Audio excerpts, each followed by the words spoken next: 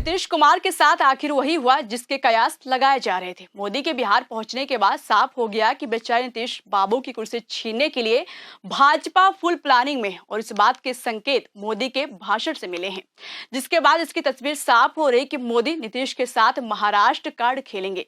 नमस्कार दोस्तों, आप देख रहे हैं 4 PM न्यूज नेटवर्क। मेरा नाम शिवानी पांडे है।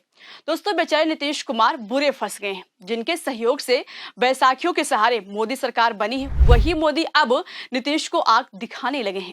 भले ही नीतीश कुमार के सांसदों के समर्थन से मोदी तीसरी बार प्रधानमंत्री बने हैं, लेकिन मोदी नीतीश को सीएम बनाने के मूड में नजर नहीं आ रहे हैं। एक तो वैसे भी मोदी के हनुमान चिराग पासवान इन दिनों नीतीश कुमार की लुटिया डुबोने में लगे हैं। वो कोई भी मौका हाथ से नहीं जाने देते, हर मुद्दे और मौके को लपक कर उठाते हैं और नीतीश सरकार को घेरते रहते हैं। सबसे ज्यादा कानून व्यवस्था को लेकर वो सवाल उठाते रहते हैं। जिस तरह से बिहार में आए दिन हत्याएं हो रही हैं, इस पर चिराग पासवान तो यहां तक कह चुके हैं कि उनको इस बात की चिंता और अफसोस है कि नीतीश सरकार के सहयोगी हैं। और अब उनका ताजा बयान सामने आया है कि बिहार में जो अपराध हो रहा है, इसमें नीतीश सरकार की पुलिस अपराधियों से मिली हुई है।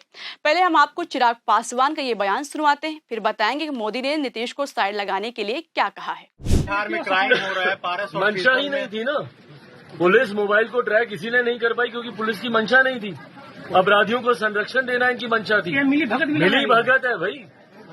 लेन देन घूसखोरी का पूरा धंधा यहाँ पे चल रहा है। लगातार थाने में अपराधियों के द्वारा पैसा दिया जाता है और इसीलिए प्रशासन खामोश रहता है।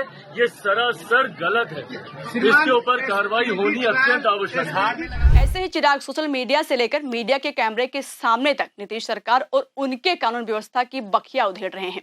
एक तरफ चिराग पासवान सहयोगी होकर भी नीतीश कुमार की लुटिया डुबोने में लगे हैं, तो दूसरी तरफ मोदी साइड लगाने की तैयारी में है। दोस्तों, 18 जुलाई को मोदी बिहार के मोतिहारी पहुंचे।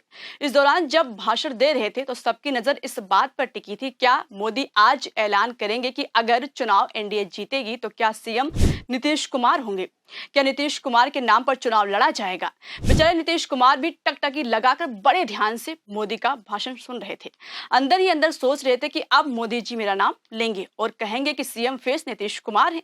जेडीयू के नेता भी सोच रहे थे कि आज मोदी नीतीश का नाम फाइनल कर देंगे, मगर नीतीश कुमार और उनके नेताओं के अरमानों पर पानी फिर गया। मोदी ने एक बार भी मंच से नाम नहीं लिया कि नीतीश कुमार ही सीएम फेस होंगे। बेचारे नीतीश कुमार बैठकर एकटक मोदी का प्रवचन सुन रहे थे, मगर पूरी कथा खत्म हो गई। लेकिन मोदी के टीपी से, यानी जिससे पढ़कर वो भाषण देते हैं, उसमें से नीतीश कुमार का नाम नहीं निकला। वो बार बार यही बात दोहराते रहे कि फिर एक बार एनडीए सरकार। चलिए हम आपको सुनवाते हैं कि कैसे मोदी ने नीतीश कुमार को साइड लाइन लगाने का पहला पत्ता फेंक दिया है। हमें संकल्प लेना है, बनाएंगे नया बिहार, फिर एक बार एनडीए सरकार। नीतीश बाबू सोच रहे होंगे कि ई का होगा, क्या सोच रहे थे और मोदी ने क्या बोला। मोदी बस यही कहते रहे कि बनाएंगे नया बिहार, फिर लाएंगे एनडीए सरकार। उनकी जुबान पर एक बार भी नीतीश कुमार का नाम नहीं आया, जिस पर अब बवाल मच गया है। विपक्ष से छोड़िए, लोग कहने लगे हैं कि भाजपा ने नीतीश कुमार को साइड लगाने की तैयारी कर ली है। अब मोदी को नीतीश की जरूरत नहीं है।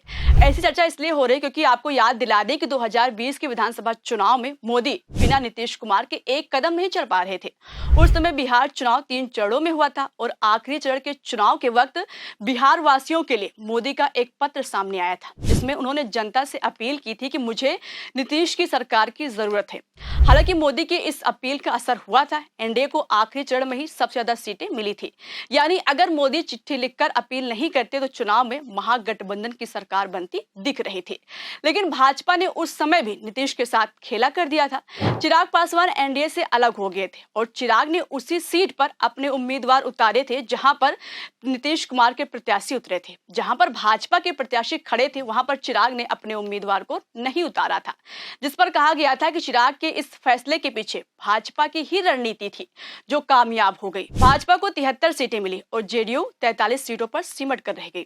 हालांकि कम सीट आने की वजह से भी नीतीश कुमार को मुख्यमंत्री बनाया गया, क्योंकि भाजपा बुरी तरह फंस गई थी।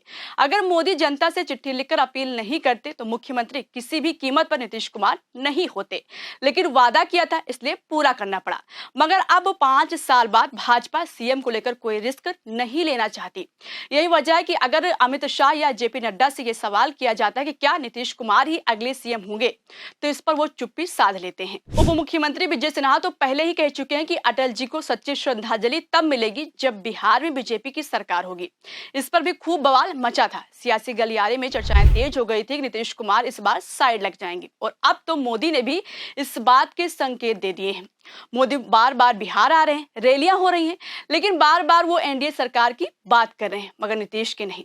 जबकि नीतीश कुमार मोदी को खुश करने में लगे हैं। कभी मंच पर मोदी से हाथ पकड़कर हंसते हुए बात करते हैं, सोचते होंगे कि हम आपके ही हैं, नाम का ऐलान कर दो। कभी जनता से ताली और नारे लगाने के लिए कहते हैं ताकि मोदी खुशी से गदगद हो जाएं। सुनवाते हैं कैसे नीतीश मनाने में लगे हैं। सब लोगों का मैं नमन करता हूं, और आप जान लीजिए कि कितना ज्यादा काम ये कर रहे हैं, तो ये बहुत बात है। इसके लिए आप सब लोग एक बार खड़ा होकर के उनका नमन करिए। खड़ा हो, सब खड़ा होकर के उनका नमन करो। तो इसीलिए बहुत अच्छा आपने काम किया।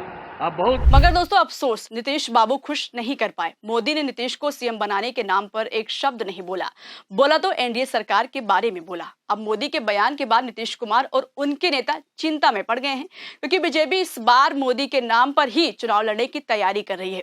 यही वजह है कि इस साल 5 बार मोदी बिहार का दौरा कर चुके हैं। हालांकि दोस्तों आपको बता दें कि भाजपा वाले इतना जरूर कहते हैं कि नीतीश कुमार के नेतृत्व में चुनाव लड़ा जाएगा, लेकिन चुनाव तो महाराष्ट्र में शिंदे के नेतृत्व में भी लड़ा गया था। लेकिन नतीजे आने के बाद क्या हुआ आपको भी पता है। शिंदे का डिमोशन कर दिया गया, सीएम की कुर्सी से उनको डिप्टी सीएम की कुर्सी पर बिठा दिया गया। और इतना ही नहीं, शिंदे जिस मंत्रालय की डिमांड कर रहे थे उनकी पसंद का भी मंत्रालय नहीं दिया गया। और अब ऐसा ही चाल भाजपा नीतीश के साथ चलने की तैयारी में है। अगर महाराष्ट्र जैसी सीटें भाजपा की आई तब तो नीतीश का साइड लगना तय है। अब सवाल यह है कि क्या भाजपा चिराग पासवान के सहारे इसकी तैयारी अभी से करने लगी है, क्योंकि चिराग नीतीश सरकार पर सवाल उठाते हैं मगर भाजपा पर नहीं। इसलिए ऐसी चर्चा हो रही है कि भाजपा और चिराग दोनों मिलकर नीतीश को सत्ता की कुर्सी से उतारने की रणनीति बना चुके हैं।